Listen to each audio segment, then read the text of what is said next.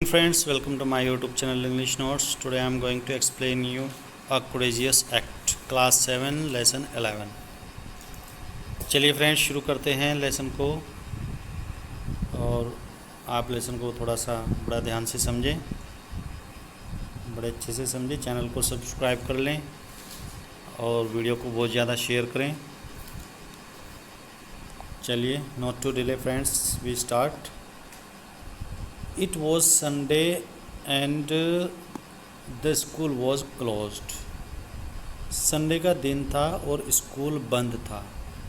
अब आपको सबको पता ही कि संडे के दिन छुट्टी रहती है, संडे का दिन जो है स्कूल नहीं लगता है। Gayatri was very excited.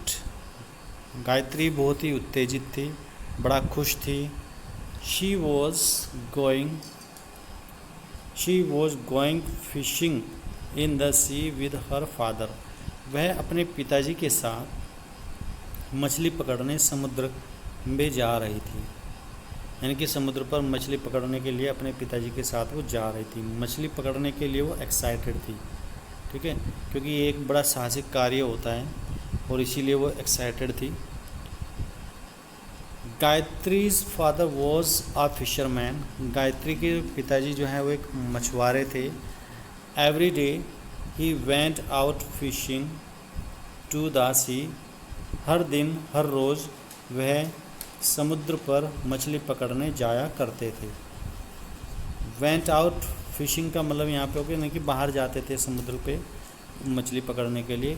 He had promised Gayatri that he would teach her fishing. और उसने गायत्री को ये प्रॉमिस भी किया था, वादा किया था कि वह उसे मछली पकड़ना सिखाएंगे। She wanted to take up her father's profession. तो फ्रेंड्स, वह अपने पिताजी के प्रोफेशन को अपनाना चाहती थी। When she would grow up, जब वह बड़ी हो जाएगी। यानी कि जब वो बड़ी हो जाएगी तो वह चाहती थी कि वो अपने पिताजी के प्रोफेशन को, पिताजी के काम को अपना ले। तो as Gayatri was tying her shoe laces, जब गायत्री अपनी जो शू लेस होती है, यानी कि जो जूते के फीते होते हैं, उनको बांध रही थी। She heard a news broadcast on radio. तो उसने रेडियो पर एक समाचार प्रसारित होते हुए सुना। रेडियो पर समाचार चल रहा था तो वो उसने सुना। A cyclone storm was expected to hit the village within the next 20 hours. यानी कि अगले 24 घंटे में गांव में कोई साइक्लोनिक तूफ़ान, चक्रवाती तूफ़ान आने वाला है, उसकी उम्मीद है। एक्सपेक्टेड का मतलब होता है उम्मीद होना। एक्सपेक्टेड माने उम्मीद होना, और साइक्लोनिक होता है चक्रवात, और स्टॉर्म का मतलब होता है तूफ़ान। यानी कि चक्रवाती तूफ़ान अगले 24 आवर्स यानी कि 24 घंटे में आने वाला है। तो उसे ये जैसी न्यूज़ सुनी तो उसे थोड़ा आश्चर्य हुआ। She knew that the cyclone would bring strong wind. उसे पता था कि जो साइक्लोन है, जो तो चक्रवात होता है, उसमें बहुत ज़्यादा ताकतवर हवाएं चलती है। हैवी रेन्स, बहुत ज़्यादा बरसात होती है, भारी बारिश होती है। And high tides in the sea, और समुद्र में बड़ी बड़ी ऊंची ऊंची लहरें उठती हैं। टाइड्स का मतलब होता है ऊंची लहरें, ज्वार जिसे बोलते हैं।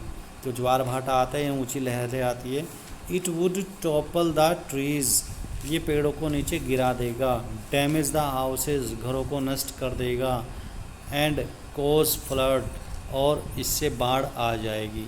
यानी कि ये जो तूफ़ान आएगा, ये चक्रवात आएगा, तो ये सब कुछ करेगा। ये पेड़ों को भी गिरा देगा, घरों को गिरा देगा, और जो बाढ़ है वो भी आएगी। She rushed outside to warn her father. वह बाहर की तरफ दौड़ी अपने पिताजी को बताने के लिए कि देखो तूफ़ान आ रहा है, पिताजी कुछ करो। Both of them heard the loud clap of thunder, और दोनों ने ही बादलों के गड़गड़ाने की आवाज़ सुनी, बिजली के चमकने की आवाज़ सुनी।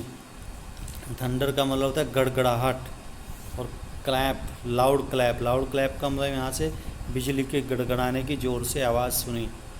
Big drops of rain started falling, बड़ी बड़ी बूंदें बरसात की पड़ने लगी। They could see the waves of the sea rising higher and higher, और वो देख सकते थे कि समुद्र में ऊंची ऊंची लहरें उठ रही हैं। राइजिंग हायर, हायर का मतलब हो गया ऊंची ऊंची उठना, और वेव्स का मतलब होता है लहरें। ठीक है, यानी कि वो देख सकते थे कि समुद्र में ऊंची ऊंची लहरें उठ रही है। It was late in the evening, बहुत शाम का समय था। The cyclone had hit the area, और जो तूफ़ान है उसने उस एरिया को हिट कर दिया था, प्रभावित कर दिया था चक्रवात ने। It had been raining continuously, लगातार बरसात हो रही थी। Flood water had already entered Gayatri's house, बाढ़ का पानी पहले ही गायत्री के घर में आ चुका था। She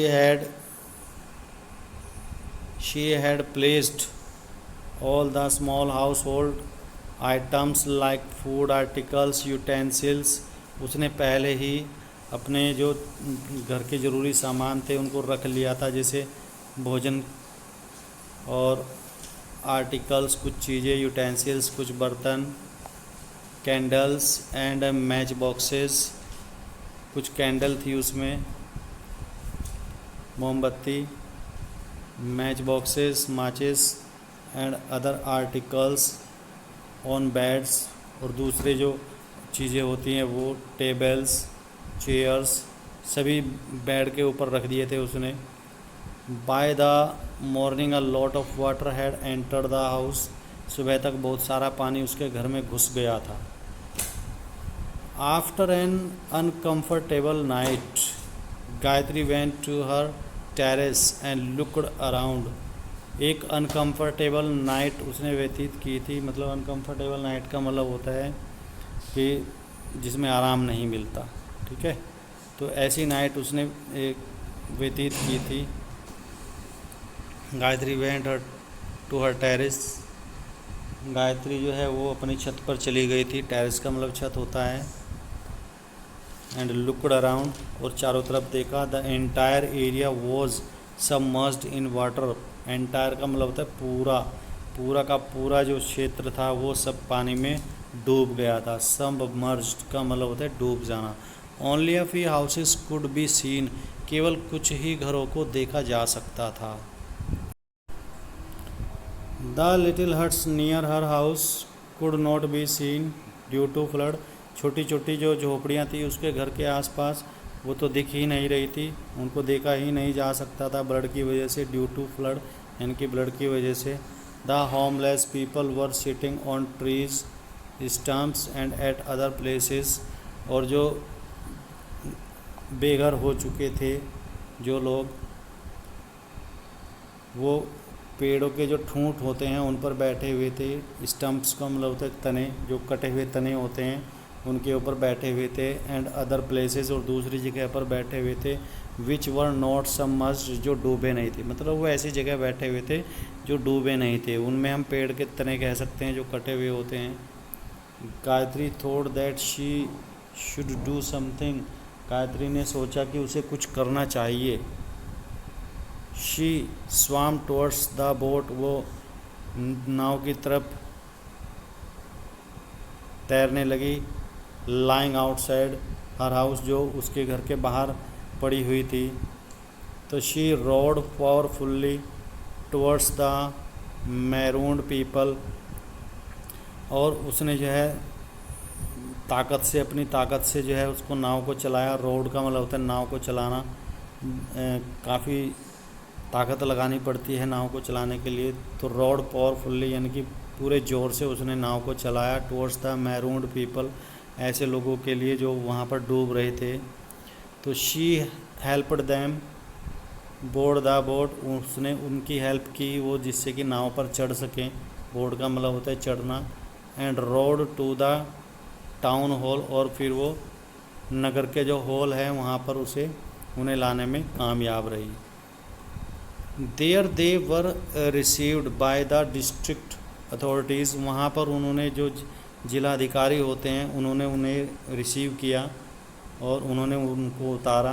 then she return home, फिर वह घर लौट गई। And requested her mother to give her some clothes, और अपनी माता को उसने प्रार्थना की कि वो उसे कुछ कपड़े दे, फूड, मैच बॉक्सेस, कुछ खाना दे और जो माचिस हैं वो दे, एंड कैंडल्स और कुछ मोमबत्तियाँ भी दे। She packed them in a waterproof bag, और उसने एक जो वाटर प्रूफ बैग होता है जिसमें पानी अंदर ना जाए उसके अंदर उसने पैक किया। And return to the town hall, और फिर वो टाउन हॉल यानी कि नगर के हॉल की तरफ चली गई। She handed over the materials to supervisor of the temporary shelter, और उसने ये सारी चीज़ें जो हैं मटेरियल्स का मतलब था ये सारी चीज़ें सुपरवाइज़र को सौंप दी, जो टेम्परेरी शेल्टर का सुपरवाइज़र था, यानी कि जो शरणार्थियों के लिए सुपरवाइज़र उस समय था। Who distributed them to the people, जिसने ये सारी चीज़ें लोगों को बांट दी। डिस्ट्रीब्यूटेड का मतलब होता है बांटना। They felt warm and happy, और उन्हें थोड़ा जोश आया और वो थोड़ा खुश हुए, उन्हें थोड़ी गर्मी भी महसूस हुई। Gayatri was happy to Gayatri भी बहुत प्रसन्न थी। That she could do a little to help them, और वह इसलिए खुश थी कि उनकी सहायता के लिए वह थोड़ा सा भी कुछ कर पाई। She had helped her neighbours in their hour of need, उसने अपने पड़ोसियों की ऐसे समय में सहायता की जब उसकी आवश्यकता थी। आवर्स ऑफ नीड का मतलब होता है जब उन्हें ज़रूरत थी, तो ऐसे समय में उसकी मदद की। तो इस लेसन का ये यहाँ पर फिनिश हो जाता है फ्रेंड्स। तो इसका जो मेन मोटो था ये समझाने का कि हमें मुसीबत में फंसे हुए लोगों की हेल्प करनी चाहिए। अब यहाँ पे देखो इसी कोटेशन दी हुई है, in the hour of crisis most people ask for help, संकट के समय में ज़्यादातर लोग हेल्प मांगते हैं, सहायता मांगते हैं। But courageous people render help to others, लेकिन जो साहसी लोग होते हैं वो दूसरों की सहायता करते हैं। मतलब जब संकट आता है तो ज़्यादातर लोग तो हेल्प मांगते हैं, लेकिन उन्हीं लोगों में से कुछ निकल करके वो दूसरों की हेल्प करते हैं। तो यही इसका जो चैप्टर है इसी बेस पे था। तो friends thank you very much, channel को सब्सक्राइब करना ना भूलें। Thank you.